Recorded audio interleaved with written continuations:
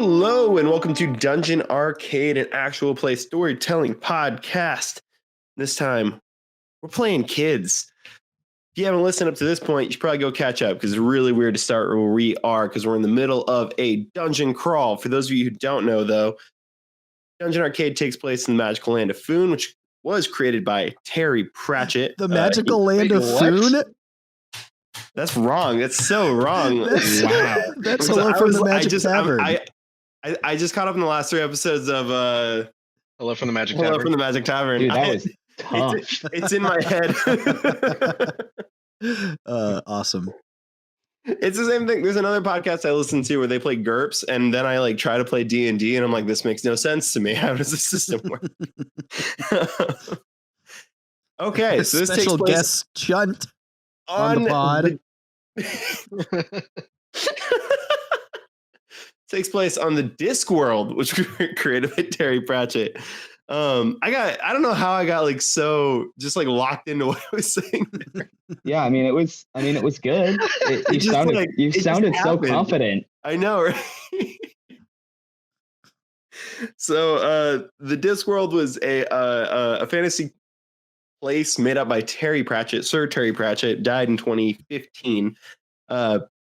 Created about 40 some odd books that all take place in this magical universe that basically any sort of mythos that we dream up here on Earth appears there in some way, shape, or form. Highly recommend checking out those books and listening to the rest of our podcast if you are interested. We, however, are playing 3 kiddos, and we're going to start off by introducing the first kiddo. To my left, we have Michael. Michael, introduce your character for me. I'm Michael. I'll be playing Asher, who is a human ranger. He is 12 years old. That is correct. And his name is Asher, which I will keep straight this time. Directly, I screwed it up too, and I'm the other player named similar. So directly across from me, we have Nate. Nate, can you introduce your character for me? Hello, I am Nathan, and I am playing Dashner, the werewolf fighter. Werewolf fighter. And how old is Dashner now? It hasn't been a day, so we're still... He still turns 12 in a month and 3 days then, according to my records. All right. And to my right, we have Alex. Alex, introduce yourself and your character, please. What's up, guys? I play Ella, the gnome rogue, who is also 12 years old. That was my YouTube voice. My "What's up, guys?" What's up, guys? Welcome back to another new tutorial on how to, do something. What's up, guys? It's your boy, D&D Boy 42069. And today, we're gonna get learn... onto that pretty soon. But before we do that, let me tell you about Raid Shadow Legends. Raid Shadow Legends is a free-to-play, intuitive RPG for mobile devices. It's scary how well you can recite that. I can do it. Alex, I thought you were being Ella with the YouTube channel. No, that would be deep. I would really have to think through how that would work. All right. Well, you think about that. I don't think there are computers. I don't think you could. I just don't think it would work. It could work. I don't know. YouTube is a physical tube in the world that people send messages through to one another. I mean, in the lore, our world and the Discworld exist in the same, exist in the same dimension, or they exist in different dimensions, and things kind of float from one side to the other. It could happen. I guess so. That's all I'm saying. So, my name is Adam. I don't know if I introduced myself at the top of this, but you know what? This is where we are. When we started this, I was like, I'm going to do a clean intro. It's going to be perfect for the first time in 24 episodes or something like that. You can do a clean intro. Didn't happen. Can't happen. I will also. I'm also voicing the NPC character of Capgris as my the primary thing. He's a demon that is sort of bonded to these 3 kiddos over here. And when we last left our players, they had just befriended the little rat named Nibbles. 2 out of the 3 of our players befriended him. You're right. 2 out of the 3rd hated every moment of it. Ella stood outside and was very upset when they came to the conclusion. So they befriended Nibbles because they are currently in the a hellish dungeon that belongs to Azthose, who they're trying to kill because Capris owes him a big debt, and that's this. It feels like a logical conclusion in this world to just try to kill him. Thinks of himself as a sort of demonic god, if you will. You should really go back and listen. There's a lot that I could catch you up on if we just keep sitting here. Azthose is basically this this universe's equivalent to Navient.com. So Capris owes him a lot. Oh my lord. You broke him with that one. That was really good. Thank you. Can we just make this the podcast? This is going great. Now we gotta work Squarespace into it somehow.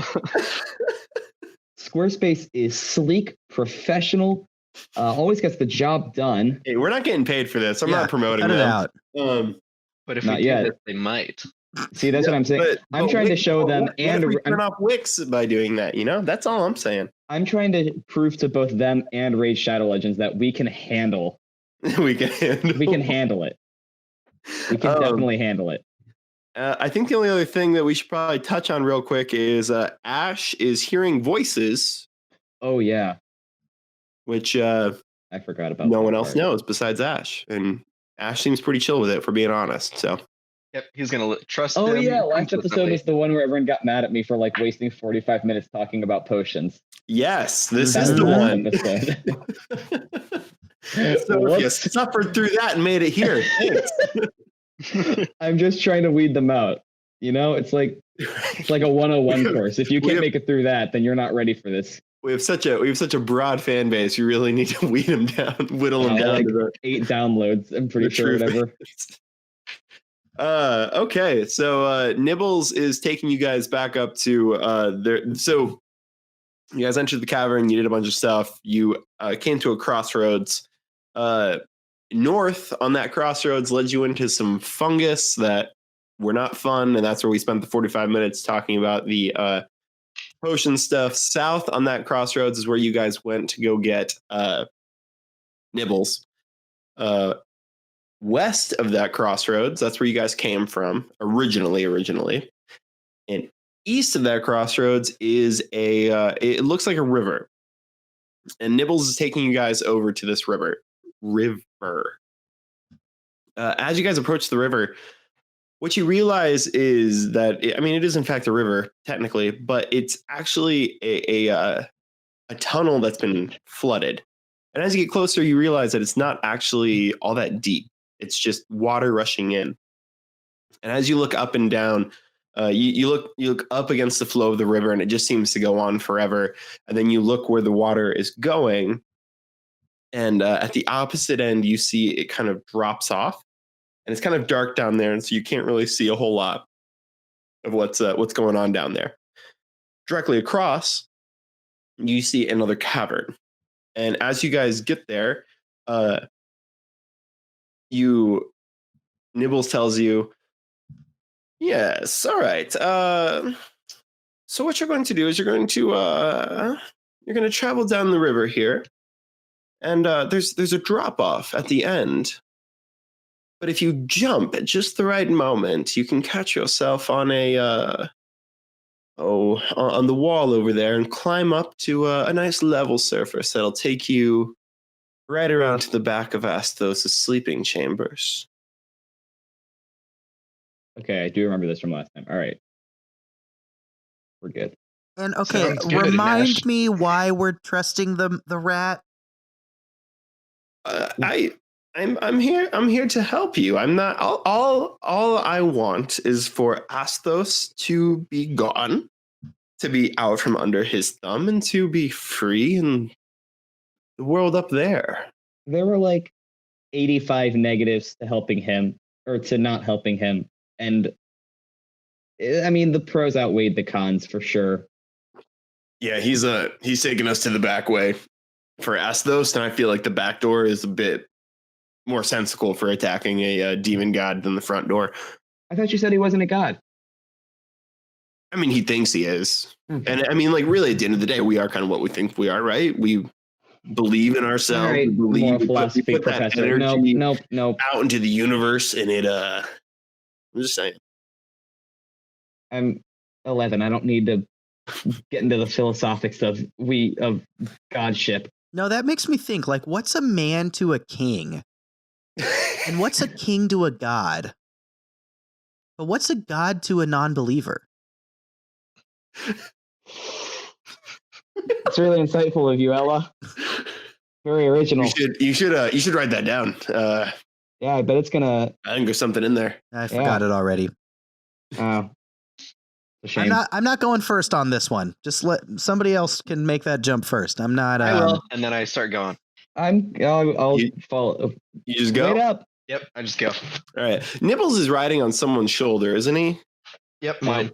it was his. Okay, perfect. So you have Nibbles on your shoulder, and you start making your way down this river. Like I said, it's actually not all that deep. A couple of inches where it's deepest. You can kind of see where it drops off a bit more here and there. And as you're making your way down, suddenly your foot gets stuck in something. It feels firmer than mud, but it doesn't feel. But like, what else could it be? Can you roll a straight up and down strength roll for me to try to get your foot out of this? That is a natural 1. Okay, you do not get your foot out of this, and actually, in the process, you put one of your hands down to try and like help pry your foot up, and suddenly your hand is stuck in whatever this is. And now that your hand's in it, you're more tactile. You can feel it. It feels almost like it feels slimy, whatever this is. And in that moment, you realize that something has a hold of you. And you hear the voice inside your head, "Don't struggle." And I don't struggle. What are we seeing in this? What'd you say? What are we seeing as this is taking place? Well, what you see is you see Ash walking, and then suddenly you see him try to lift his foot, and he can't, and he puts his hand down, and he tries to lift that entire like left side of his body, basically, and it's stuck in the water. And that's all you see. And Nibbles is on your shoulder, just going, what's happening? I'm stuck. He's stuck. And Nibbles turns around and yells to you three. Well, I guess I'm one of those three, aren't I? Pull yourself out. I can't. You're not even trying. I did try. You haven't rolled anything yet.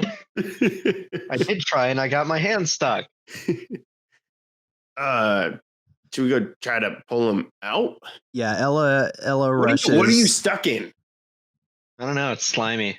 Yeah, I don't want to get us stuck also in whatever it is, because then if we all get stuck, we're all screwed. Ella runs out there and grabs Asher by like the waist and starts trying to pull him out. Give me a strength roll. It's not going to go good. 4. Yeah, you pull, and you don't do anything. You don't step in it though. You actually somehow you're kind of, he's just on the outskirts of where this thing is. So you managed to not step in it. I'm gonna try to pull him out also, but would I be able to use the slick potion to try to loosen him out of it a little bit, like how you use like vegetable oil to get a cat's whiskers out of a glue trap or whatever? What a specific example. What a specific example. But I'm right, aren't I? That's the first instance I thought of using that to get something unstuck from a sticky surface. It is the wildest thing. Because it did happen to one of our cats on multiple occasions. So you can try this. I will say it's going to be tricky because he is stuck under the water. Oh.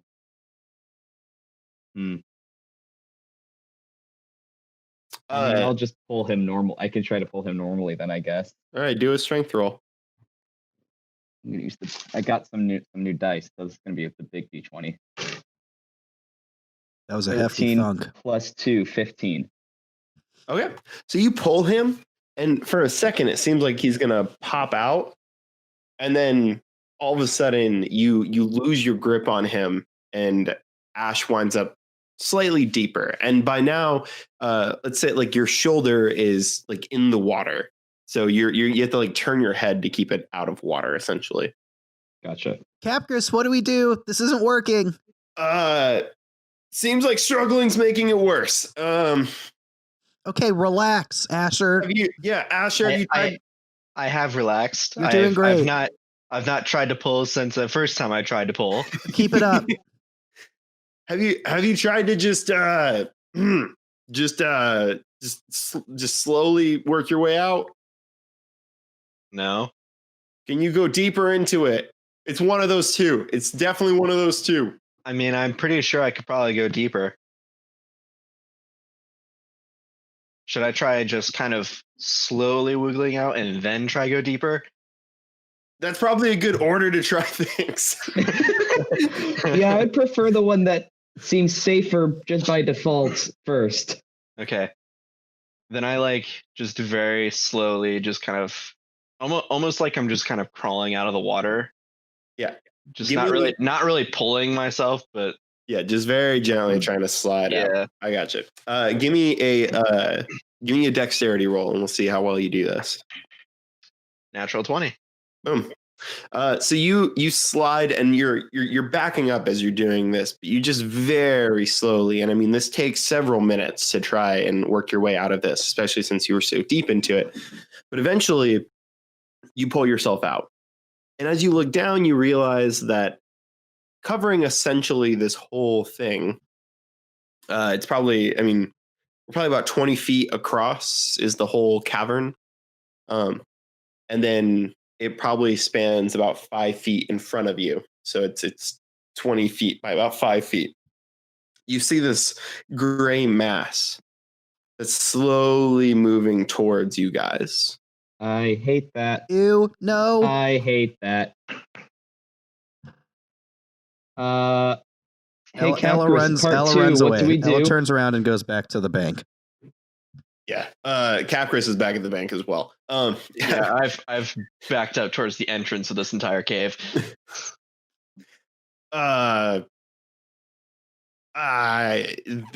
Hit it with the axe. But, all right. What if we might lose the axe. What if it eats the axe? Jesus, oh my gosh. Okay, then what should I do? Throw one of your fire necklace balls at it. That could work. That could work. I don't want to. Everyone back up, I guess.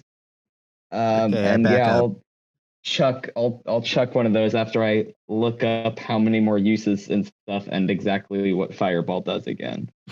I think you'll. Google. It's a lot. I'll do the charges second because I know I have enough for it, but I think you had like 5 to start with, right? I had 7 to start, I think. Yeah, Are you and serious? you used 1. I've used 1, so I have 6 left. Man, what you idiot eight. gave him that?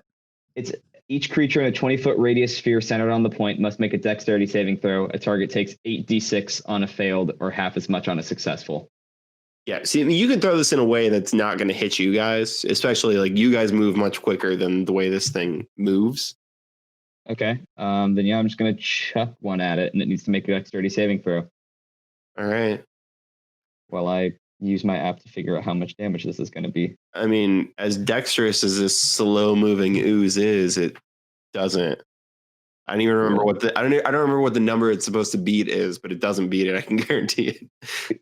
Yeah, I mean, it only has to beat 10, but yeah, it doesn't. It definitely cool. doesn't. It's going to take 31 fire damage then. Yeah, it dies. I got it.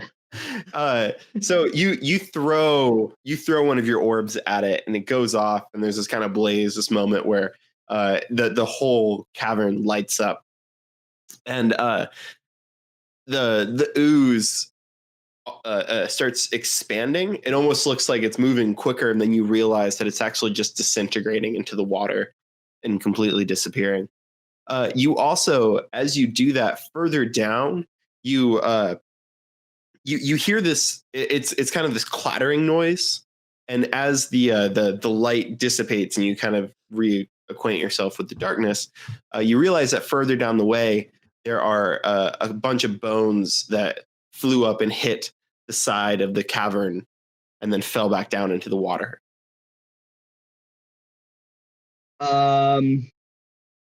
Cool. I this just wouldn't, keeps I wouldn't this worry. keeps- I think that was it. this just keeps getting like cooler and cooler, you know? Hey, There rat. were demon spider things, and then there's a talking rat. Now there's a sludge monster, and there's a bunch of bones everywhere. Love this. Today's been cool. Hey, rat. Yes. Why didn't you tell us about that? Are you trying to kill us? Well, the Great Ooze is it's normally further up the river. It's not. Oh, it has an official name too. It's not like a. It's not Oh one my of God. ours. Is the thing. It's Then what is it? It's naturally occurring. I'm sorry. I can't control. We can't control. Nothing all looks the natural. I'm monsters. sorry. You have to level with me here. Nothing about that looks naturally occurring. It's natural down here. How much time have you spent in caves? Exactly. So, All right. Well, listen up, rat. I've got my eyes on you. I don't you should trust keep you. your eyes on the water in case there's anything else. I do know that he likes to keep skeleton guards in here, but I have a feeling we took care of those when we took care of the ooze. Awesome. That would have been good to know before you told us to jump in the water the first time. Sometimes Good Lord, yeah. sometimes they're not here. I didn't see. Look, you have to jump over a near sheer drop off at the end of this. I didn't want to freak you out any more than you already were. I hate this rat. I just don't like this area of the world, honestly. Like it's not the rat per se. It's just, I guess, hell. I guess. Like, I mean, I knew it wasn't gonna be cool, but I didn't expect this.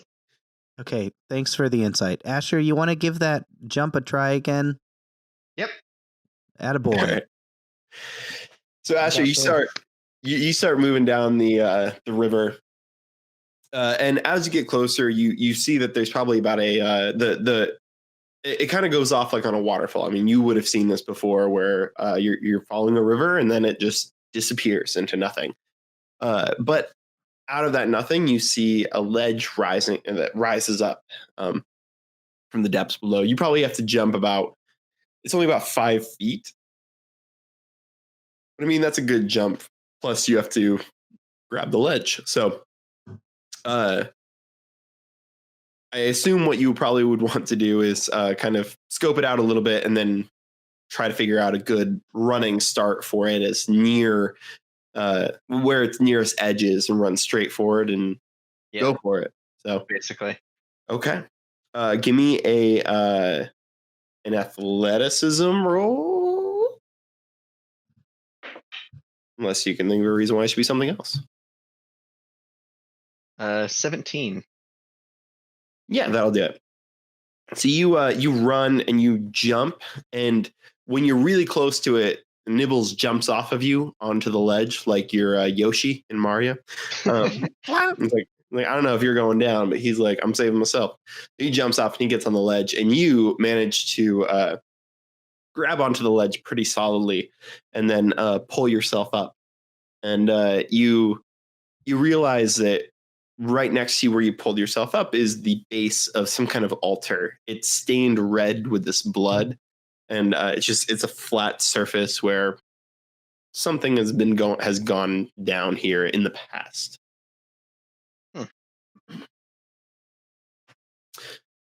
The rest of you guys, Dash, Ella, what are we feeling? Presumably you would have followed him down there and kind of watched all this happen. Yeah. How hard's that jump? There's no way you're making it. Cool. Ella looks around for potential alternatives. I mean, there's not really another way for you to do this. You could try to climb on the wall of the cavern and basically just like boulder your way along the edge here. It is a cavern that has handholds and whatnot. It's just going to require.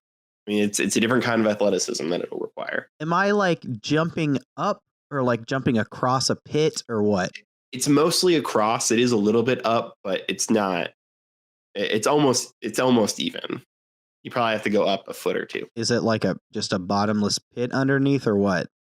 From what you guys can tell, you can't see anything. And from where Asher is standing, he can't really tell either. He just sees that the water goes over this edge and into darkness.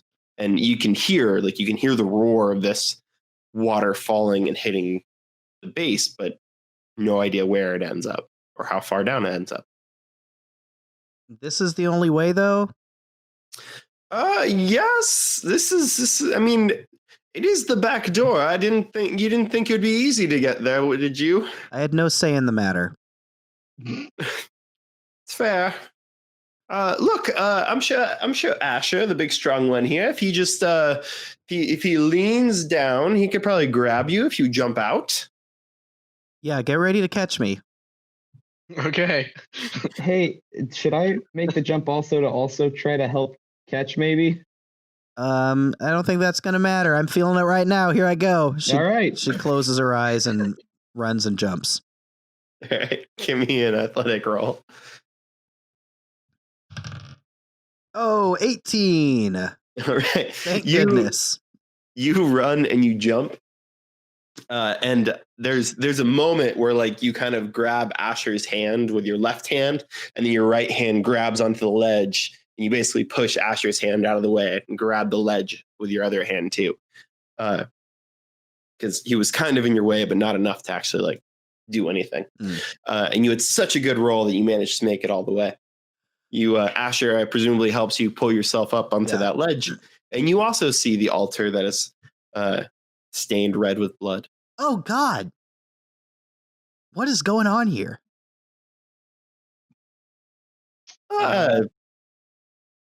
Nothing. I'm sure it's fine. Nothing. Okay, whatever. I'm sure it's fine.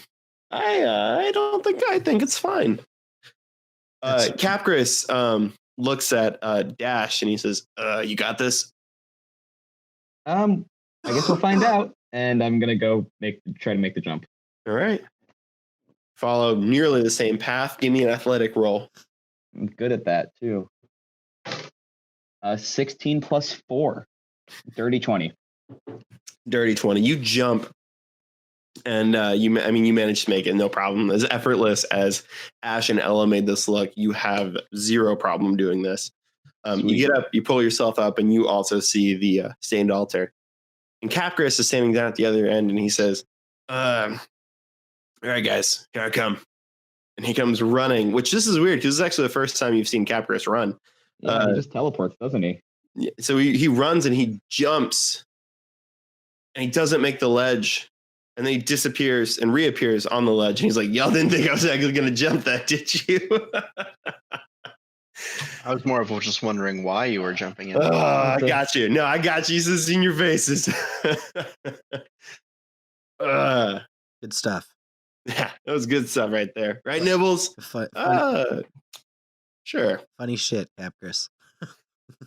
Hey, can someone explain this blood altar? Yeah, I'm hey, what? Capgris gets really close to it, and he kind of looks around, and he comes back, like pops his head back up. And he's like, "There's no markings on it, so I don't know who they're offering sacrifices to." We can sacrifice Nibbles. Yes, I don't know. No, I'm saying we could sacrifice Nibbles. Oh, no, that doesn't seem like a great idea. Well, I mean, technically, you've got us the part. Is this all we need to know about the back door? You have to find the door. I look for a door. So on this ledge, there's a long corridor. It kind of winds around, and it ultimately comes into this room. Big circular room it's very damp, especially compared to all the other rooms you've been in. They haven't been as damp as this one. And it's just a large curved room. It seems almost like a perfect circle. And there doesn't seem to be any noticeable way or anything out of the ordinary in this room, but this is, for all intents and purposes, a dead end for you. If you want to look for a door specifically, you can roll an investigation check, and we'll see if we can find one. I would like to do that. Let's do that. 9. Yeah, you don't find a door. I will also look. 9. You find a door.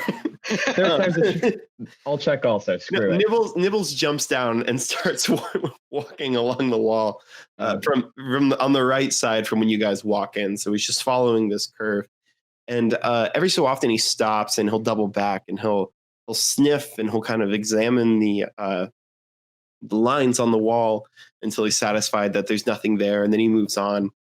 And probably about halfway, not so if you're standing at the entrance and you look straight across to your right, about halfway between that distance straight across and to your right, Nibbles stops and he kind of paws a little bit on one side, and then he steps back and he says, "Here's the door. This will lead you straight into Azthose's chambers, but be careful. One final warning. Not everything inside Azthose' chambers is as it seems, especially when he's sleeping." All right, you gotta give us, man. What does that even mean? You can't just say stuff like that and expect us to fully understand. Like, Look, have your target in mind, move quickly, and don't get caught. Why don't you just come with us and Got seal it. the deal since you know so much about this? I will be of no use to you. There's nothing I can do to kill Azthose. You can I tell will us come inside the room with you, secrets. but there's nothing I can do. Okay, whatever. all right, I guess we're doing this thing then, huh? So as you Okay. examine the area where Nibbles said the door was, you suddenly realize that there is like a small, in the same way that there was a secret door before, this one's just a lot less obvious. You can pull it open. Yeah. So what are we going to do? What's the order here? Because we are entering Azthose' chamber. Okay, before we get close, I pull the group together and I'm like, okay, guys, I know that we have a tendency sometimes to get sidetracked, to focus on, little things that seem important, but maybe really they're really not at all. Listen, you know what? I'm not this done. is a very different situation. I'm not done. Not done. This is the big deal, folks. We got to move precisely. Dashner, you've got that axe. You know We've what? just got to deliver him to the package, let him deliver the blow, and then we get out of hell. And we step on a rat. I can hear you. I wanted you to. He jumps up on Ash's shoulder again. Okay?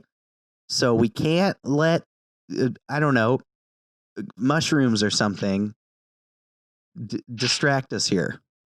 We just got to go for it. Yeah. Let's do it. All right. So here's what I know. If this is the backside of his chambers, you're going to walk in. His bed's going to be on the right. You should be lying in it. You just got to get there, swing. Okay? On the right, Okay. lying in bed, and I just hit him with the axe. Hit him with Easy the as that. That's easy. it. Can I? There's no special rituals we have to do. There's nothing like that. No. All right. All right. Before we go in here, let me suggest the whole sneaking around thing is kind of my whole deal. I'll go in first, scope out the room, and then I will signal to Dashner that the coast is clear and where to go. And then you come in and finish the job. Sounds good. Asher, what do you want to do?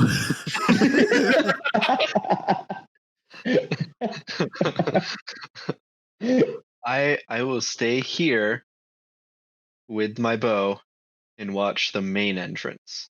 Maybe you can watch Dashner's back. I'm gonna step just inside the room. It sounds lovely. All right. Capgris, Yeah. are you sure this is the right move? This is kind of scary now that we're here. Yeah. To the best of my knowledge, this is the best move. All right, there's no going back. Let's do it. Hands in. I put my hand in. He looks at Ella and Ash. Ella puts her hands in. What are we doing? Hands in. Put your hand in the pile. Ash puts both of his hands in. Close enough. That's fine. Arrows on 3. Ready? 1, 2, 3. Arrows. Hey, Arrows. Arrow. All right. Ella makes finger guns. Finger crossbows. crossbows or finger Crossbows, you're guns? right. Finger crossbows. We have to be very specific Hey. with that. All right. So Ella, you are going to try to sneak into this room and then signal to Dash, and everyone's kind of follow in after that, right? I think so. Okay. So who's going to open the door for you? I guess. Do you want Capgris? Do you want Asher? How about Capgris opens the door? Okay. So Capgris steps up, and he finds 2 good holds. Slowly opens the door as quietly as he can. And which is a little rough at first, but he manages to smooth it out. Opens it just enough for you to slip through. Yeah, before she gets in, she's just kind of peering around the corner through the frame to look. Yeah. Give me sneak. What am I thinking of? Stealth. Stealth check. Yes. I was There it like, is. S word. 25. All right. Yeah. Whoa. So you slip into the room. You peer around into the room first, and you move pretty much straight ahead because you realize that pretty much straight ahead through this door, there's nothing. There's a wall that you can press yourself up against, so you can presumably make yourself small again to hide it. As you get into the room, you see you sit there for a minute and let your eyes try to adjust to this darkness, and it is very dark in this room. And you look to your right, and you see that there is, in fact, actually a bed over on that side with a very large creature, what appears to be sleeping in it. Its chest is moving up and down, and there's a very light snore happening. There's a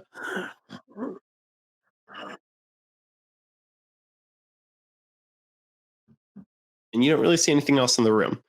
There's a dresser pretty close to you, actually. It's on the opposite wall of the bed. Mm-hmm. And there's a desk on so you come in through the door that you came in. On the opposite wall is the desk. Okay. There's nothing else in that room. Okay. Ella sneaks closer to the bed to try and get eyes on what is exactly in the bed.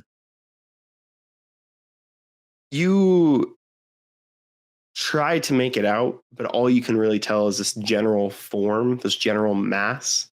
It's too dark in the room, and there's something about the quality of this creature that just makes it hard to see. It almost reminds you of Capgris in a way, where it's an absence of something. It's not that something is blocking it or whatever, but it's just that there should be nothing there, but there is something there. Is almost the feeling you get. Uh-huh. Okay, yeah, that association I think is enough for her to assume that is the mark. So she kind of creeps back within eyesight of the open door and kind of signals with her hand like the direction of where the bed is to Dashner in the doorway. All right, I'm gonna follow the path that she kind of took when she entered the room, just because. And then she does the universal finger over the mouth shush. Okay. Signal. I give her a thumbs up as I come in the room, and I follow her path and start working my way towards the bed. Yeah.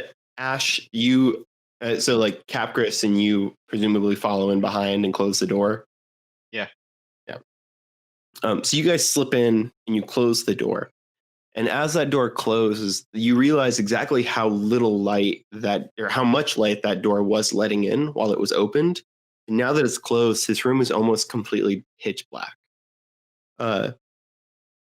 Dash, you had this idea of what was there. You kind of saw the outline of the bed before the door completely closed, before the light completely went away. And you make your way closer and closer to this bed. Everyone else has a sort of compulsion to move just ever so slightly towards the center of the room. Before there was this feeling of wanting to be close to a wall, of wanting to touch and be secured to something. But there's this moment where suddenly you feel like you've just taken a few steps into the room, into this inky blackness. Dash, you are within striking distance of the bed. You can feel it. There's just something about you. You know that you are in the right distance to it. Give me an attack with your axe. I lost my big dice. Ella has dark vision for the record, if that affects anything. Sorry, what was that? Ella has dark vision. I don't know if that affects anything. It's even with that. Like, okay. There's something about this darkness that seems very unnatural. This is advanced darkness. Advanced darkness. Add my strength to that. 15 plus 2 is 17. So you raise the axe above your head and you bring it down quickly and without hesitation. You feel it make contact with the mattress, and the creature that's in the bed jolts and turns around, trying to see its attacker, and then slowly fades away in the same way that the demons faded away earlier. And there's a moment of just kind of silence. I need everyone to roll a dex saving throw as they feel a tentacle grab their legs. That's an 8. Natural 20. Dexterity, of course. Yeah, dexterity saving throw. Okay. I got an 11. Okay. So everyone is grabbed around their leg, except for Ash, obviously. I was going to say, holy crap, what? Ash feels it and manages to take 2 steps and avoid it. And Ash, in your head, you just hear this voice that you've been listening to the whole time just say, "It's not real. It's not real." And all of a sudden, echoing through this chamber, you hear this maniacal laugh. This So, Capgris, what brings you and these 3 young ones to my chambers unannounced? Surely you did not wish me harm. Ella just starts swinging. You so give me an attack roll for the tentacles. The tentacles. The tentacles. Oh, yeah. Oh my God! What? Stop that! Never again. Jesus. If you weren't the GM, I would mute you in the call for a minute to recover. I rolled a 12. That was unacceptable.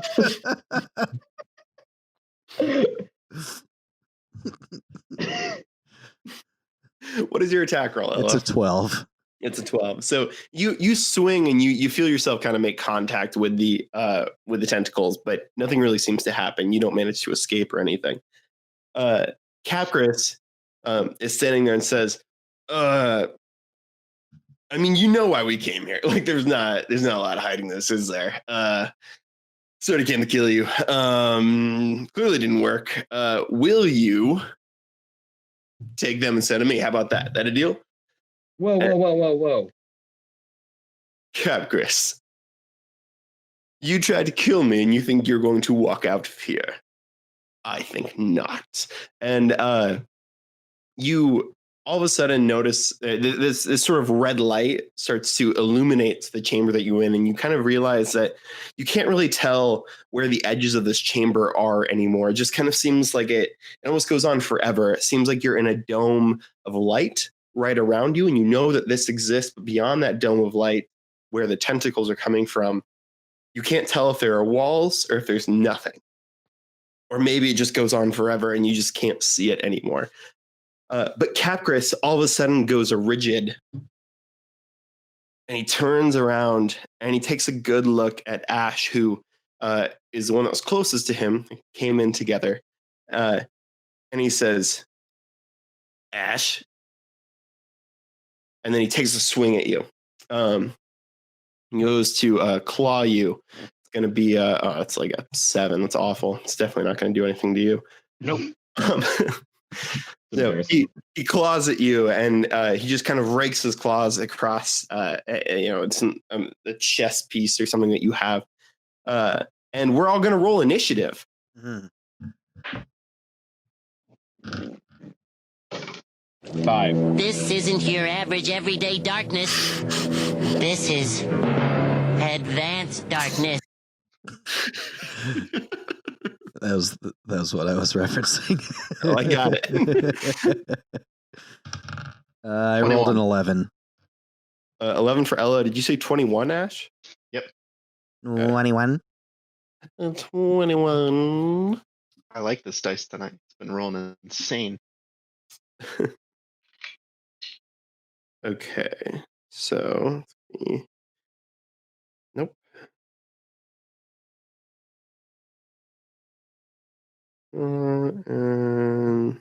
Okay. So, Ash, I am going to give you a chance to. So, Azthose technically rolled higher than you, but I'm basically considering his attack with Capgras like his attack. So, I'm giving you a chance now to basically respond to this. You are not being held by the tentacle, so you don't need to try to escape or anything like that. Essentially, what you need to know is that you're in a circular room. You don't know where the voice is coming from. So if you feel like the voice was coming from behind you, essentially, so you turn around. Almost directly in front of you, within striking distance, is Capgras. Behind you is where Dash is, because he was closest to the bed. And then to your right is where Ella's going to be, because she was kind of pulled in that direction. You have Nibbles on your shoulder, and you have a voice that is telling you this isn't real. And on your turn, I'm going to give you I'm going to give everyone this opportunity, an intelligence roll. And you can do this every time. And if you roll high enough, you will figure out what's happening. Or if you figure out what's happening, I'll just tell you. How about that? 11. That's not enough. You have no idea what's happening. You know that this is not real, and that's it. What would you like to do, Ash?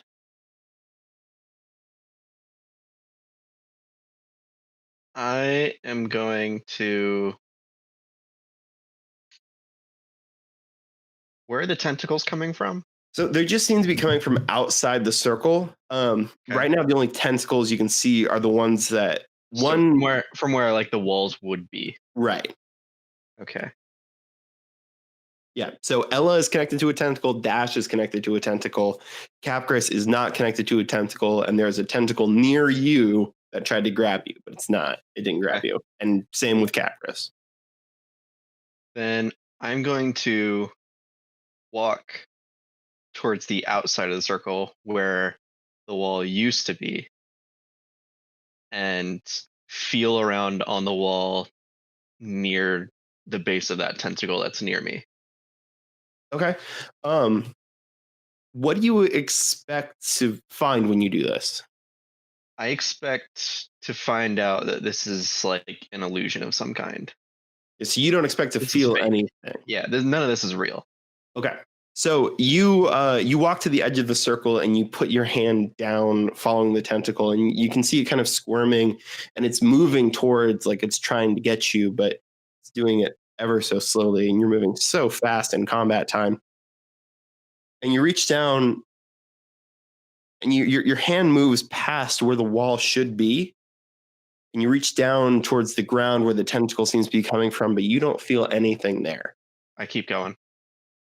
You push you walk past where the light is, and it's just darkness. You can see where you're supposed to be inside that circle of light, but you can't figure out where anything else is or where you're going. It's not like suddenly the heavens open up and you see light again on the other side of this. I'm gonna use my entire movement and just keep going in that direction. Just Okay. Yeah. Yeah, so you move in that direction, and as the further you get away from that circle of light, it feels like it's harder to move through it. It almost has that sensation of trying to run in mud that's just getting thicker and thicker and thicker, and you feel like you should have moved the full distance that you're supposed to, and you turn around, and you can stick your hand and go right back into that domed light.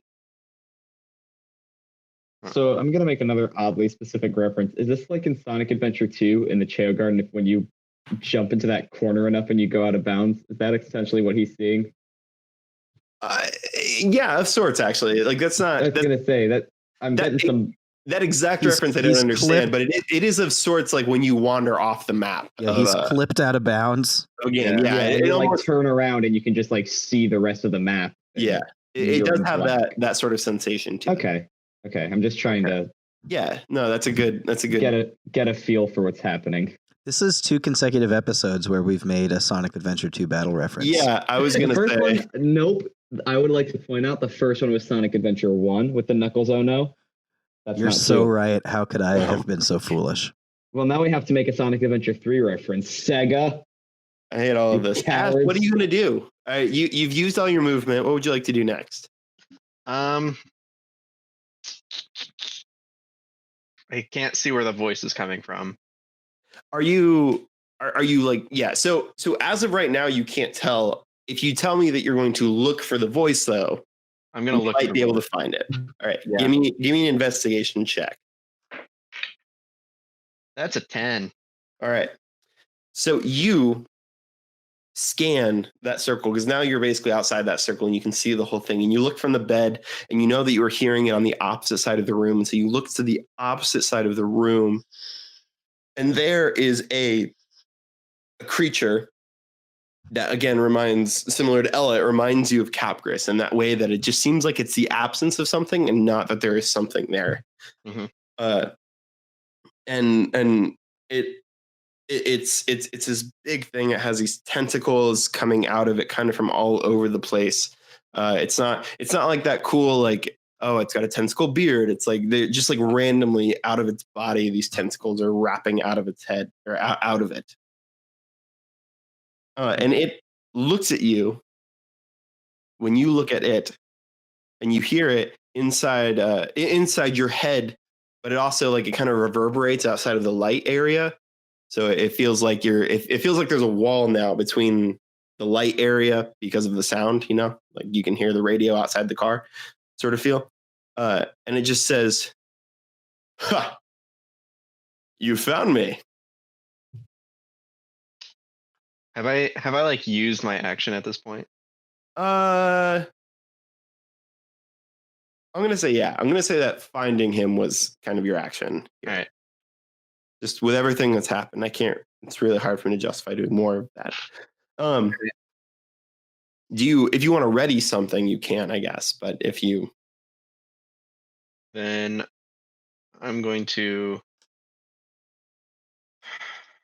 I'm gonna ready like shooting him with an arrow. okay. Capgris is up next, and Capgris is going to turn to Ella, who's going to be the closest one to him, and he is going to scratch at her next. Oh my god, he's going to do a 5. Somehow it doesn't hit. Yeah, it's Google. I blame Google. He scratches at Ella, and there's this moment where this feels wrong. Like there's something about this thing that's not Capgras anymore. It doesn't say anything. It's rigid and it just seems to be mechanical in doing what it's doing. Ella, it is your turn actually. The first thing she does is just like say, Capgras, what are you doing? He can't hear you, nor does he care about you. Did you know he was going to sell you 3 to me? Yeah, but he decided not to. Or maybe he led you right into his trap. He wouldn't do that. Oh no, wouldn't you, Capgras? And then Capgras, if you look at him, his head just nods up and down. Can I use perception or intelligence or investigation or something to So you do actually get an intelligence roll. Okay. So give me an intelligence roll. Oh, that's a nat 20, my dude. Okay. Wow.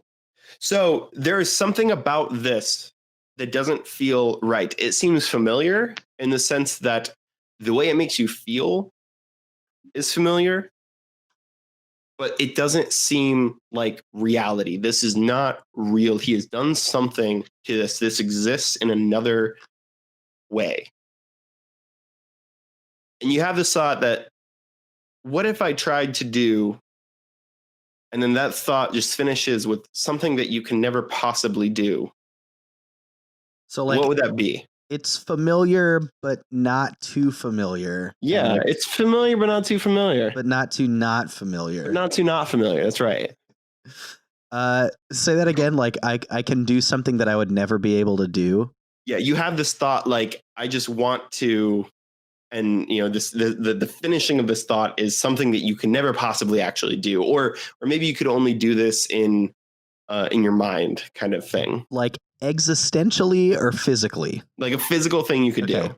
So something that I don't know, as a kid, you're always I wish I could fly, or I wish I could cast a spell, or I wish I could, there's something in this moment that you feel like only I could just do this. Yeah. Man, this has the potential to be so cool. I want to do the right thing. I feel like it would be, she rears back and as if she's carrying some great sword or battle axe or whatever, and just with a colossal amount of strength that she would never be able to muster, just swings, a incredibly heavy and powerful weapon, towards this manifestation. Are you trying? So you're not in range of the demon. You're within range of Capgras for sure. You could try to throw this thing at the demon, which would be equally one, you don't have this thing, and two, throwing it would not be a normal thing to do anyway. Yeah, I feel imagining this. What if it was just so big that you could hit him from there? Still impossible. A gigantic sword. Hey, if you want to go that way, we can go that way. That's fine. I like the idea of throwing this sword, or somehow, it's a large sword that she rears back and swings, but then it doesn't topple end over end. It just goes straight blade out towards the target. Yeah. Okay. So you go through this action, your hands clench into a fist, which is something that might happen anyway out of anger. And you kind of you bring your arm back, and you just it's almost like you don't believe that anything's going to happen. But you just kind of almost like you're shaking your fist angrily at this manifestation. And give me a wisdom roll. Okay.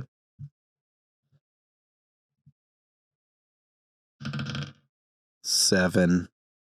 So you go through this, and you feel all of a sudden, just at the end of your hand coming down in this throwing motion, the weight of a sword that you were imagining, and you release it, and it travels towards this manifestation. And as it gets there, it just kind of disappears as it hits him. And he laughs. He says, "Oh, so weak. So small in might and so small in brains, it appears. And Alex, I'm actually going to give you a +1 to the next time you try something like that. Okay. Cool. So that's your action.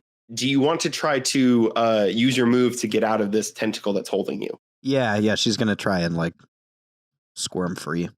Okay, give me it's dexterity, right? Escape? Maybe. Escape, grapple. If it's in a grapple, then it'd be strength. Yes. But what if it's... Well, it's not really... I mean, are we calling this a grapple? What if it's not don't know, are strength, we? but rather like her ability to dungeon master. maneuver and wiggle out? I think because it's a tentacle, I want to do dexterity because it's that idea of like you're kind of wiggling your way out. Yeah, she's not trying to overpower the you're tentacle. not. Someone isn't like bear hugging you and submission here. Yeah. Okay. Yeah, give me a dexterity roll. Good night. 9. Yeah, that's not enough. It grips your ankle tight, and you don't break free. Dash. Give me an intelligence roll. That's probably not going to go great. Yeah, I mean, I expect it, but 17. Yeah, so basically you have the same sensation that like it almost reminds you of this moment between like you remember the feeling of when Ash was trying to put out that fire and you got set on fire and you came back to the campfire and you felt like you were in this haze. And then all of a sudden you were asleep. And this moment just feels so similar to this, but it's not enough that you actually have that same thought that Ella did of, if only I could just do this. But it's almost like fearful, this feeling of like, this isn't right, but you just can't figure out why or what exactly it is. Interesting. Okay. So what would you like to do? You are being held, the dexterity roll if you like to get free, or you could just attack the darn thing. Always an option. I'm curious. I want to try to, would I be able to, because I haven't used this yet, use the stone that lets me go through solid objects to just like phase through this tentacle's grasp, if that makes sense? Like just use the stone and then turn tangible, I guess, again, or corporeal after it releases me? Yeah. All right, I'm going to use one of its 2 charges to do that then. And then I guess... So there's Capgris, there's the tentacles. I'm gonna swing then with the axe at the tentacle holding Ella as like my action, unless the stone is my action. So give me a no, yeah. I'm gonna say that makes sense to me. I don't feel like there's any reason why it wouldn't really work, especially in this place where we are. So you use the stone to phase through, and you take a step in the process of that towards Ella. And you swing your axe towards the tentacle. So give me an attack roll for that. All right. Do we actually have? Hang on. Are there actual stats for this axe? Because I know I've asked this several times. I still don't know if I just lost them or if I just don't have them or something. But are there stats that I need to know to make this attack roll? I had stats for it at some point in time. Basically, do I get plus anything to hit? Is basically what I'm asking. Plus your strength is what we said before. Okay. 13 plus 2, 15. It'd be strength plus any proficiency bonus if you're proficient with the weapon. Right. I don't think I'm proficient in axe right now. So, So it's a 15 total then. That's enough. So you swing the axe and it comes through the tentacle and it just slices it just right there. No problem at all. And Ella, the tentacles that are wrapped around your legs are free. Yes. In that moment. You're standing on dead tentacle. How does that feel? Gross. Okay, so you use your action, use your move. You're free right there. Capgris is free. Ash is outside the circle. The voice of Azthose, he chuckles again. He says, "You believe you're going to be free of this place," and he holds out one of his hands. There's this. It's kind of hard to tell, but he does have a hand. He holds it out, and Capgris, suddenly bursts into flames, and then almost like he's throwing knives, like in that same sort of motion with his right and then his left hand, throws one knife at Dash and one at Ella, and it's just these basically fireballs that are coming straight at you. They are going to be. Why is he so bad at this? It's going to be like an 8 is what that's going to be. So I assume that doesn't hit either of you, right? Yeah, that's a correct assumption. Ella and Dash. Okay. Yeah, that doesn't hit. So the fireballs bounce off you guys, and there's kind of this moment of like, how is that possible? But it happens. Ash, what would you like to do? I'm gonna make my routine intelligence check. Hit me with it. 3. The voice. That's voice, fitting. The voice in your head says, "This isn't real." And then you hear the voice of Nibbles, though you're pretty sure it's not actually Nibbles, say, I think it's totally real. It's definitely real. This is real. What would you like to do? Bonus action, cast Hunter's Mark on Azthose. Yeah. And then That could be fun. And then I'm gonna shoot an arrow at him. Okay. It's your attack. That is a non-natural 20. All right. You shoot an arrow at him. While you're shooting that arrow, are you thinking about anything in particular? Like, do you ever wish? Are you just thinking like, I really just want to hit this guy? Yep. Okay. So you hit him. Where are you thinking you want to hit him? Like, what are you aiming for? Just the mass. I mean, just center mass. It doesn't really seem like there's any distinguishing features.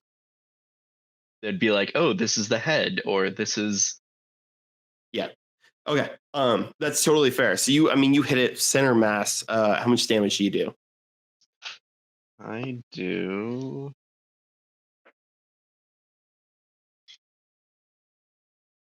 15 points of damage. 15 points of damage. All right. Wow. You do an extra 1d6 or something like that, right? For the Hunter's Mark? For the Hunter's Mark. Perfect. So you hit it, and there's a moment where the creature that is Azthose kind of doubles over as it hits, and he turns and he sees you, and he says, "The boy wishes to play with the bow and arrow." And Capgris turns to where Asher is, and just like before, he's covered in flames still. He pulls back like he's holding a bow and arrow and releases a flaming arrow towards you. Whoops, that's wrong. It's going to be 13. That hits. That hits. It's going to do 6 damage. And 1d4 burn damage in perpetuity after this turn. Forever.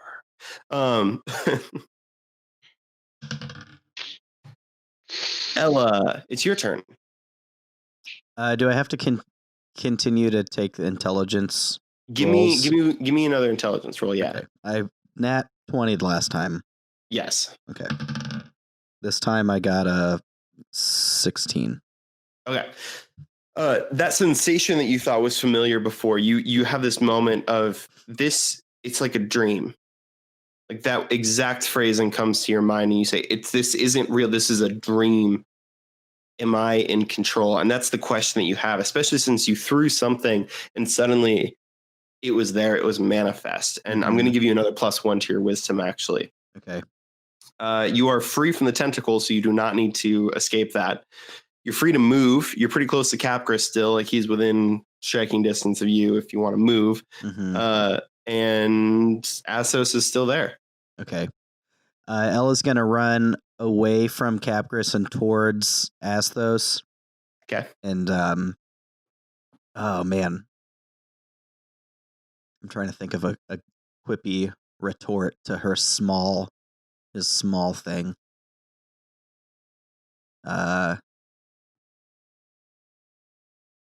Yeah, I've got nothing. I think she's just kind of like enraged now. Yeah. And she's like is running towards the Azthose blob, and this time she like holds her arms out in front of her with the intent of like shooting like lightning out of her hands at this guy, and she's just screaming. Okay. Give me a wisdom roll. Gosh dang it. +2. 8. Is that with your +2? Yes. All right. So you were thinking lightning, right? That's what you were thinking of? Yeah. Okay. So you're running towards him, and there's this like moment where sparks fly off your hands, and in that second you're like, this is gonna work, and the second you think of that, your focus is gone, and you run square into Azthose, but you run straight through him. You don't feel it doesn't feel like you hit him or anything like that. It's just you ran straight through him, and you wind up just outside the circle behind Azthose. And what you see as you turn back around is you see that same thing, the same domed light. But then on the opposite side of you, so on one side of you is the domed light, and then on the other side of you, there's another domed light. And in it, you can actually see your mom. What? And your mom is sitting down at a dining table. There's another place setting. And it seems she's made your favorite meal. And there's this moment where you can actually smell it wafting from the other dome. And I think actually that's a good place to pause it, because I don't think we're going to get through this battle in the next, amount of time we got. So we're going to stop there. Okay. How's that feel? Sure. It's something. All right. It Bit is of a cliffhanger. bit of a cliffhanger. That's what I like. Middle of a boss battle cliffhanger. That's how we do it here on Dungeon Arcade, y'all. My name is Adam. We appreciate y'all listening to this. We should be wrapping up this arc in a couple of episodes, I think. I think last time I said it'd be like 2 or 3 episodes, or probably, I'm going to say it again, probably about 2 or 3 episodes. We should be close to being done with all this. But when we do, we'll get you back with some more information. We're going to do a quick sign off here. To my left, we got Asher. Asher, what do you think's happening? Michael. I'm Asher, and Asher is just real confused by everything. Directly across from me, we have Dash. Nate. Nate, what does Dash think is happening? Honestly, Dash is just swinging away at things at this point. He has no reason to believe that this isn't real. Into my left, we have Alex playing Ella. Alex, what does Ella think is happening right now? Ella has dreams like this all the time whenever she eats Pizza Hut before bed, so this is nothing new to her. Thank you guys for listening. We will get back to you next time on Dungeon Arcade Kids. Oh no. Credit the campaign. Oh yeah, Oh, I gotta no. credit the campaign. Are we still recording? Yeah. Okay. This is a modification of Madness of the Rat King. It's technically free. It's pay what you want on Drive-Thru RPG. I highly recommend you throw a little something. Tomer Abramovich is the author of it, or he holds the copyright at least. It is an awesome campaign. I'm a huge fan of this.